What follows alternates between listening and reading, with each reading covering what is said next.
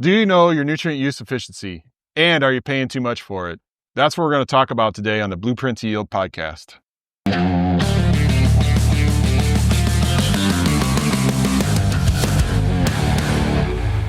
Welcome to another episode of Blueprint to Yield. I'm Mike Evans. I'm here with Clint Frese and my man Jared Cook, and we're going to talk to you about your nutrient use efficiency. Do you know what that is? And if you do, are you paying too much for it? Clint, we were talking before we got on here, and I think this is something we talk about internally. We kind of know it well. Mm-hmm. But what is nutrient use efficiency? If you would ask me this question 7-8 years ago, you would have got a different answer. But collectively, as we've all been working together, it's becoming more clear as we've collected more data. And so, I think what makes this group unique is we've all pushed the limits of nutrient use efficiency and seen the ramification, pulled back fertility too much, and tried to rely on biology and solely biology for a lot of our things. And so for me, what it means today, nutrient use efficiency, it's figuring out a dialed in base rate where we can maintain and supply some pounds to the ground cost effectively, but it's being able to be reactive to our growing environment. Primarily we deal with dry land production. And so for me, it's about allocating dollars in season to be more reactive, using the SAP data in season to be reactive, and also looking at the weather, having that gut feel. And like we talk about all the time, you got to be in your fields. If you really want to have a dialed in nutrient use efficiency system, you collect some data, but you got to be in your fields and really listen to what your crop's showing you visually. So, yeah. So I think of that whole scenario, the guys we've kind of started working with here this last spring, one set of growers in the area they're at, it's N, P, and K. I mean, put it all out, fall, plant it, and turn the pivots on for them. So, and they, in their minds, that's the way it's gotten to where they're at, but now they're kind of stalled out. And I think it goes back to that nutrient use efficiency. We're putting all this fertility out, and we've built the levels up. Now we're on to the next step where the plants, the soil or whatever doesn't necessarily need all that fertility. And is that something you see out in Idaho with, you're in potato country. Mm-hmm. So, I mean, that's a whole different level. Specialty crops, you deal with a whole different level of fertility that needed to graze those crops. So what do you do in those scenarios that we can apply into the Midwest or anywhere around the country or the world in regards to nutrient use efficiency? I think the biggest key, Mike, is you got to know when you apply a pound of fertility to the soil, or say a foliar application, when you apply that to the plant, you got to know how it performs. If I apply 1 unit of nitrogen to the soil, am I going to get 1 unit of performance out into the plant, or is there going to be a degradation? Am I only going to get half of that unit into the plant? That's what nutrient use efficiency is. And I think that's where the vegetable and potato world has it maybe really dialed in, is that we know when we apply this rate, this is how it performs. And I really think that's imperative that every farmer know and understand that. Yeah. So you brought up that point, and I want to kind of stay on it, is like, why did they get to that point where you said the vegetable guys, they're very intensive. Was it the practices they were doing, they kind of plateaued and they needed to change it? Because I'm thinking like our growers in the Midwest and people we kind of get tied into, trying to understand that piece. Like, am I there? Or how do I know I'm there? Or how do I know I need to take that next step in understanding this whole concept? Yeah. Clint, there's always a guarantee with Mike. He's going to ask the $1 million questions. So I think there's a couple of ways to answer that. Number one, if you look at the invested cost, and I'm not downplaying a corn or soybean guy at all, but if you look at the invested cost in an onion or potato crop or carrot or get garlic for that matter, the dollars are huge. The investment is massive. And so you got to perform. You just absolutely, there's no excuse for failure. And I think that's some of the driving force behind a lot of these decision-making practices and some of the management in general behind vegetable guys is you're going to perform because there's a lot of money at stake. Well, and you're graded on quality, not just quantity like we are currently in corn and soybeans. So it's a different approach. You have to be more balanced with your nutrition to keep that plant healthy into the late season. And, for me, the nutrient use efficiency thing, standard in our area in West Central Illinois is we probably on a 2-year cycle applying 3 to 350 pounds of potash. Well, when we started down the road of sap and tissue and have been collecting all this data, we found that those pounds that we were applying were not making it to the plant. We was still deficient potassium. We could see it visually. The plant was telling us that, and so was the sap test. So, for us now, we're down to applying less than 200 pounds in a 2-year cycle, but we're spoon feeding in season our potassium and our sidedress. So, now for nutrient use efficiency, we always, like to your point earlier, Mike, we talked about nitrogen, and a lot of farmers today are split shotting their nitrogen, but how many are thinking about split shotting phosphorus or potassium or micronutrients, and how do we complex those in a blend in season to make sure our plant gets them and they don't tie up with our soil?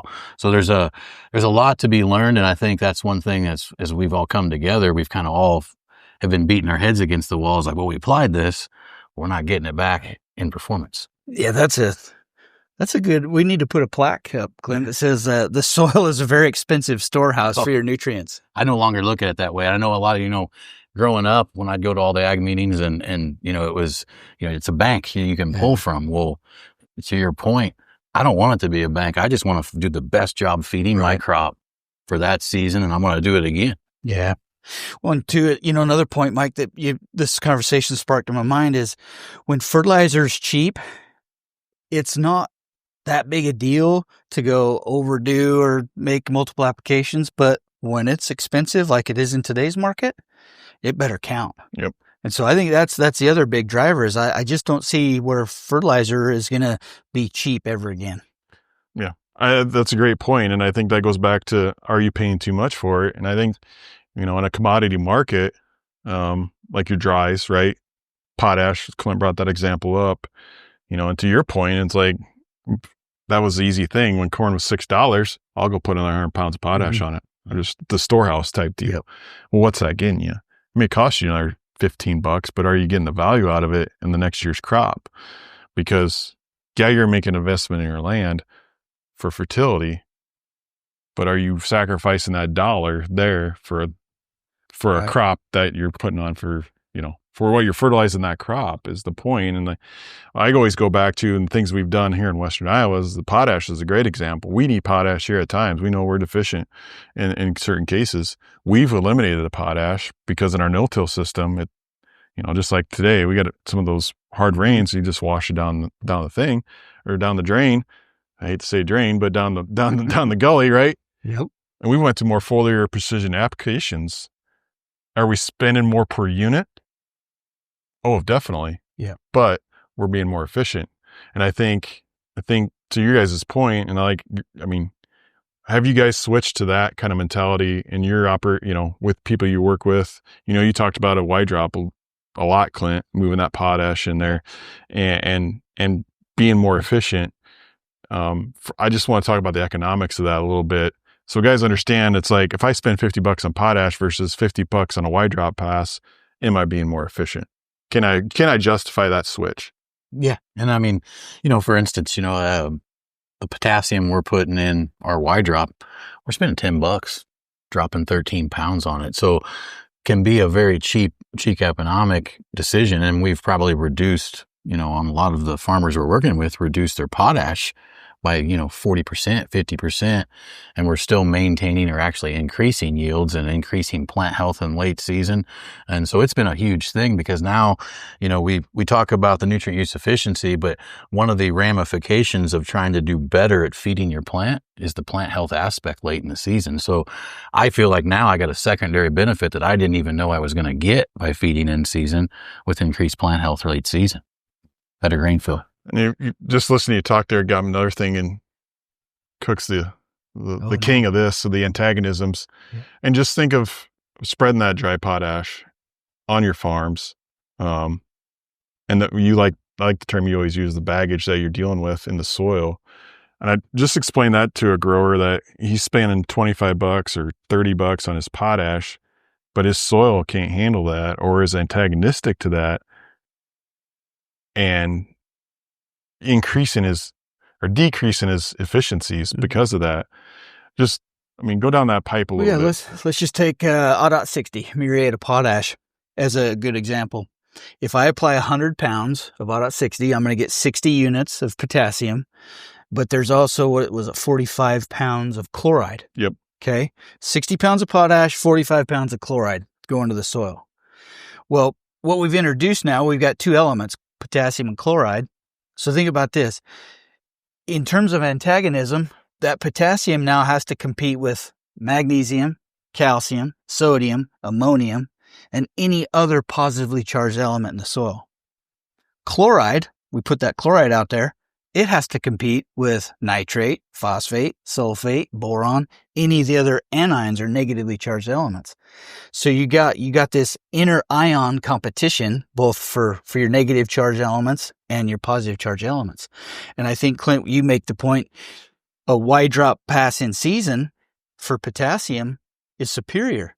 In my mind, the way I think about it, well, odds are you guys in the Corn Belt, you've had mineralization kick in, you've had a release of nitrate, ammonium, you've had phosphate kick loose, you've probably had magnesium kick loose, you've had all these elements come into a higher level of availability that are there. Are you measuring them? Number one. And number two, did you account for that release in your fertility budgeting? Because if you didn't account for what that mineralization is, it could throw the imbalance. Therefore, when you come out with the Y drop and you lay down that 13 pounds of K, that's maybe what's shifting the soil equilibrium in favor of potassium. Now you're able to outcompete magnesium. Oh, that's a great point. And, it's not all different systems are slightly different. Right. So you take, the dealers that we get to work with, the farmers we get to work with, that got this manure history. The in-season potassium may not be the answer. They may, because of their history of the high nitrate in the manure, they may be in the high potassium loads. They may be actually sodium as well. Mm-hmm. They may be limiting calcium. So, it's a completely different system of the out competition and where we need to dial that in depending on what resources the farmer's using to grow a crop and how he's fertilizing. Yeah, that's a great point. And we see that a lot in those scenarios. So I think one thing we can talk about here is how do we measure that? And I think for me, at least in my way, we growing up, we always, standard Malik 3 soil test, right? Send those in. That's how we made Rex off for a long time. That's how we measured our nutrients in the soil. Still use it today on certain aspects, right? I think we all use it at some degree. But what other tools can growers use to help this nutrient use efficiency and how things are growing? What are you guys using? I think the best tool out there is looking at a soil testing method we call rapid soil. It's a saturation paste extract where they use water, deionized water, in your soil let me just explain it. They take your soil, they'll take, 5 parts water, 1 part soil. They'll slurry that up, leach that water through the soil, and what comes out through the leachate is what your soluble nutrient fraction is. That's what the plant's going to see. So depending on what's coming out in that soil sample, that's what's water soluble. That's what's plant available. And so to me, if you really want to know what your plant's focus is, that's the soil test you got to run. A Malik 3 or ammonium acetate or any of these other testing methods, they might tend to overestimate just a little bit due to the chemical reagent that they use. So to me, to get a really pure and really refined measurement, we got to look at what's water soluble. Yeah. Well, and to your point, one of the things that led me the most astray, I was looking for the perfect soil test, and I have been for 10 years. I knew I couldn't correlate anything to yield off the Maliks, the ammonium acetates. So we went Haney's hardcore. Oh, yeah. Well, Haney's use all weak acids. Well, they're still a pretty strong acid to be fair. They're 3.5. A lot of our exudates are not that strong of a pH exiting. So one of the, things that happened to us, we pulled back phosphorus so hard because we was looking at a test that said we had this huge abundance. And I think when we went to the rapid soil test and looked at it under truly how the plant sees it with just a water extraction, it's like, oh, we got to do a better job of spoon feeding some phos in season. And once we started doing that, well, all the nutrients got better in the plant. So, to your point, I think the rapid soil test for my part is the cat's meow. It's the one to use. And I think too, we've talked before, you see some of our short clips about the SoilTech Beacon, looking at soil growing degree days. I think that's an incredible tool as well to start tracking the soil degree day accumulation, growing degree day accumulation. I think I said that right.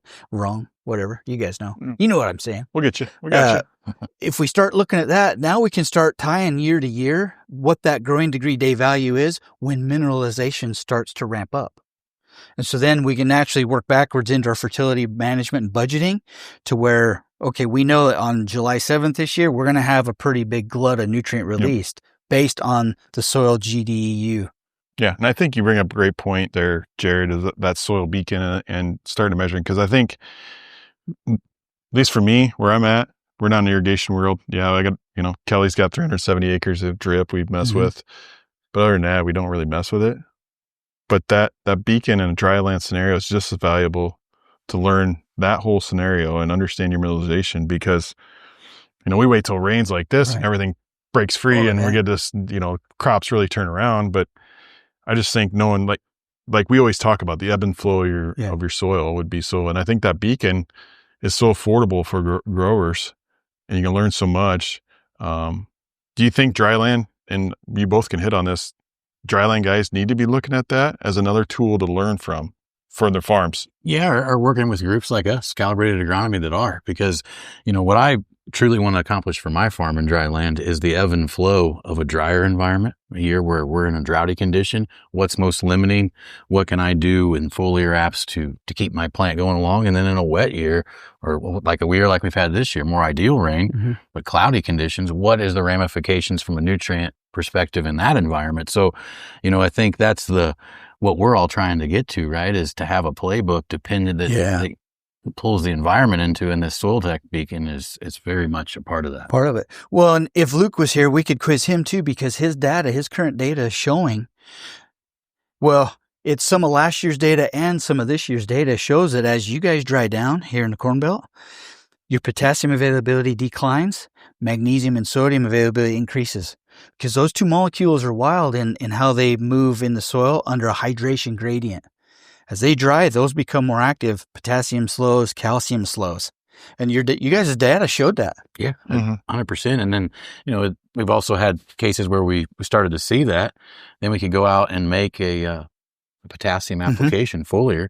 And a lot of times, if we do get the rain later, if we can buy that plant 2 to 3 weeks of an increased dominance in potassium, outcompete some of that mag and sodium, we win. It puts bushels in the bin. So you win if you've accounted to have those budget dollars available in the season. But if I've blown the budget in the fall, you're kind of out of luck. You're very much out. Is what it boils down to. Yeah. So I really appreciate you saying that about accounting for in-season dollars. Yeah.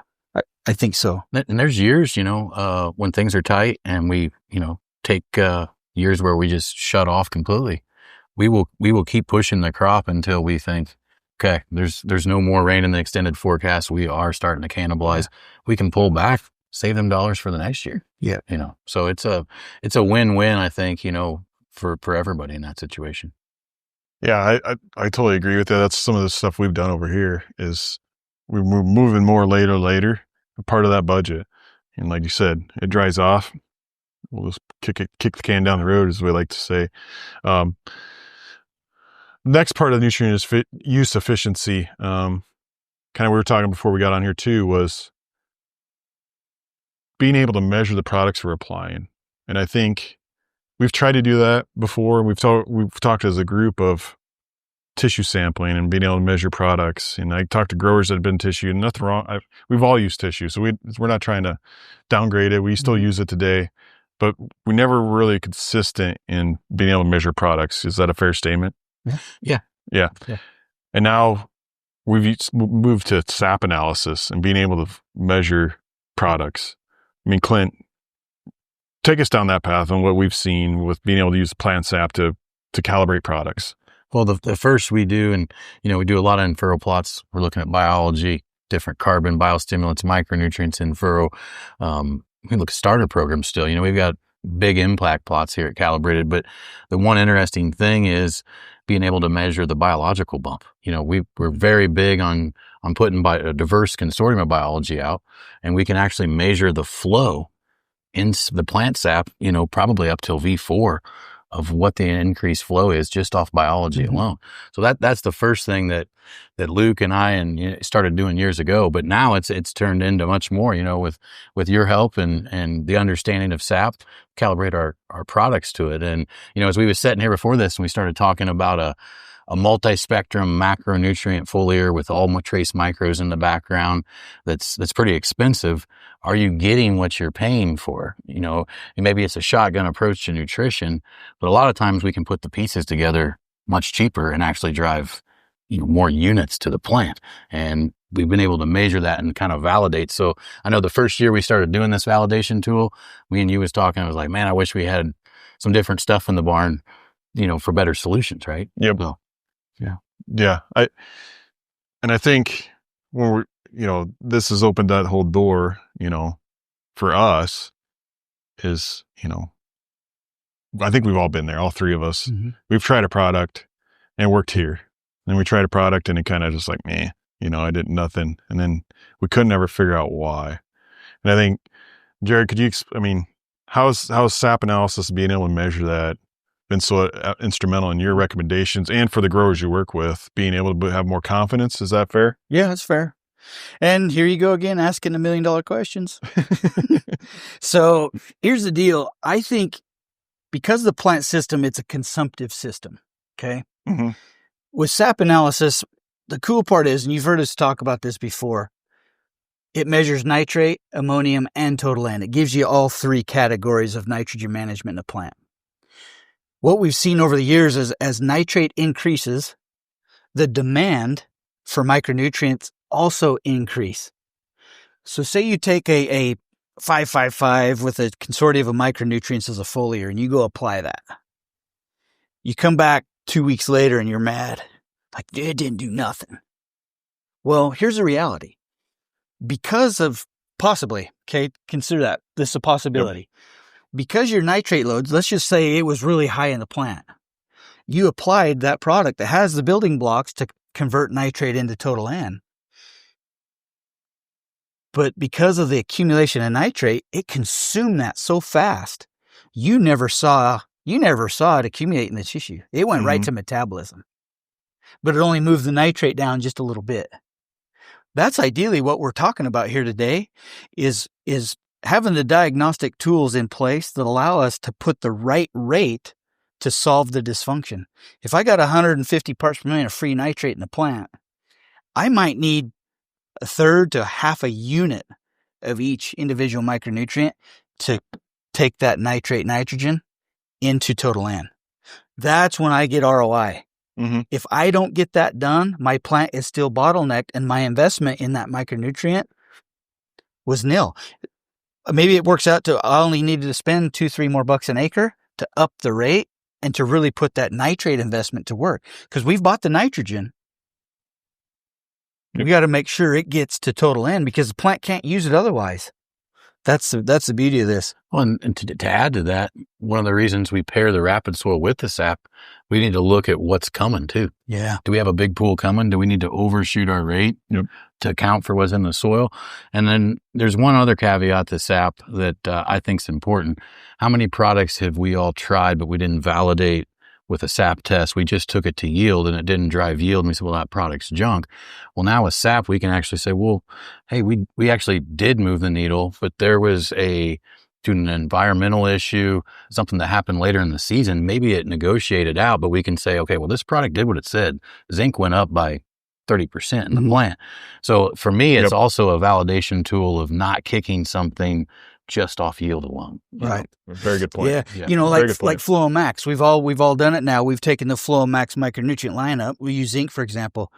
You SAP sample, apply Fluo Max zinc at a quart per acre rate, validate 2 days, 3 days, 8 days after. Yeah. And you'll see that Fluo Max will take zinc up 4, 5, 6 parts per million, which you don't think is very, very much. You think, 6 parts per whoop-de-doo. But the value is it holds for like 20 days or 14 days. That's the really ultimate tool here is how much did it bump us and how long did it keep us in plant sufficiency? So if you look at nutrients today in terms of days of plant sufficiency, what's the cost per day of plant sufficiency? Dude, that could be a money measurement in today's marketplace. And you bring up, I want 2 points. And first one is like, we're talking liquid, obviously, but we've done it with dry, like dry micros. I did it last year, and you did it, and you probably done it too, where we sprayed dry micros out probably about this time last year.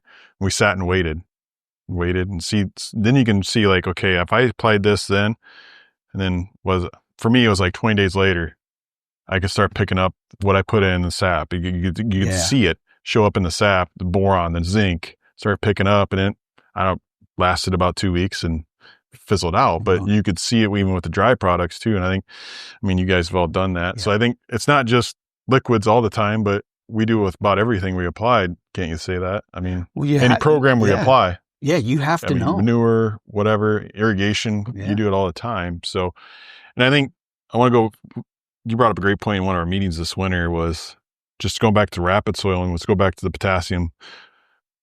So when we look at like, here's an example, and you can explain it, Jared. Say I got 20 ppms of rapid soil potassium in there, and my potassium on my sap is trending low. And for the next 2 weeks, I'm in this stage. I'm in V8, and we're heading for the rapid growth phase. Do I have enough potassium in the system at that point with those measurements to make it to the next stage, or what would you do in that scenario? And you said in the soil you had 20 parts per 20 million? parts per million. I just threw a number. So let's take that to pounds per acre for easy math. Let's say it's a 0 to 6 inch sample. It's multiplied by 2. So we got 40 pounds. Yep. Well, odds are corn in peak vegetative growth, you're probably, what are you going to say, 7 to 10 pounds a day? Fair number. Is your peak uptake? Say 8. 8 days? 8 pounds? 8 pounds a day. 8 pounds a day. So I'm not very good at math. So what do you got? 5 days, 6 days? 4.5. 4.5 days. See, Mike's good at math. That's why we call him Iron Mike. So we've got 4.5 days worth of potassium, water soluble potassium. What we have to validate is the soil going to buffer more in? Yep. I think that's why we have to have the frequency of plant or soil testing. We need that week to week or maybe a biweekly soil test to validate what's the soil feeding in. If we run that tank dry, we're kind of out of luck, because at that point, as potassium declines, the soil is going to feed in something. Odds are in your guys' environments, magnesium, sodium. Yeah. And that's where this whole having the playbook for dry weather, wet weather, a normal year is important, and having that team and of expertise behind you, because that's the kind of, deep information gathering we're all doing here at Calibrated. So. You know what we call that, Clint? Exactly. The blueprint to yield. The blueprint to yield. So as we wrap it up here, and we're talking about this nutrient use efficiency and our growers paying too much for it. What can a grower listen to this podcast, or anybody, a dealer, somebody who's wanting to improve, where do they start? We're sitting here close to the end of June. Fertilizer budget's spent. What would you recommend them to do? What would be the next steps for them to start down? Say, hey, I have this program. I've been running for 20 years. I've gotten, my yields have increased by 20%. Let's just throw out a nominal number, right? But now I'm kind of plateaued, and I'm liking what I'm hearing, but I want to measure it on my own farm. What are the processes? We're here in the middle of summer. We've spent the fertility budget. Where do we go? Where are the next steps? Well, Mike, I kind of think you just answered it. You said measure. Let's get the measurements in place so you know the ebb and flow, the rhythm and flow of your nutrients on your farm. Because data collected today fuels decision-making for tomorrow. And the more data we can collect, the better decisions we make, bottom line. And so that's where I'd say start is collect the data. Yeah. Is that where you guys start with most of your guys? Yeah. And I think, the big thing I would say is I've went down a lot of rabbit holes, of a lot of silver bullet type products, right? And different ideology, but use 21st century information and data of your own farm to start. But it's it's not just one thing. You know, when we build blends, we're trying to think about our soil environment. How do we increase our flocculation, our water retention, organic matter? We're trying to think about how do we save money on our fertility for in season. We're also thinking about the biology. I want every free exchangeable unit of nutrient to my plant. So for me, it's about putting the three together in common sense. So sometimes it's as simple as, in our area, putting tile in, worrying about surface drainage, start with some of the basics, then build into more of these advanced things. But data is key very much. Yeah. You know, Mike, one last thing for me is most growers will still probably apply a foliar right at VT, maybe in our stage fungicide. Yep. If you do apply nutrient, validate it. Get with us, hit us up, pull a sap sample before, make your application, pull a few afterwards, and let us help you determine how well that product performed. That's phenomenal information for the future. Yeah, and that's how we all started. That's how we all started, exactly. I mean, that's how I started. Yep. Pulled one. You said, hey, try this out. And we pulled a sap sample, and here we are today. So I think that's great points. And I think that's for anybody, any grower or dealer or anybody who's looking to go down this path, is you got to start at some point, and there's no perfect time to start. You just got to start. You know, even if it's picking 20 acres right here and just dabble, you let that 20 acres become your on-farm research plot and roll. What do you guys got? 15,000 acres of research plot collectively. So you use a small block to learn from. What I say. He's Jared Cook. That's our man, Clint Frese. I'm Mike Evans. If you have any questions, concerns, comments, feel free to reach out to us here at Calibrated Agronomy, and we'll talk to you next time at Blueprint to Yield podcast.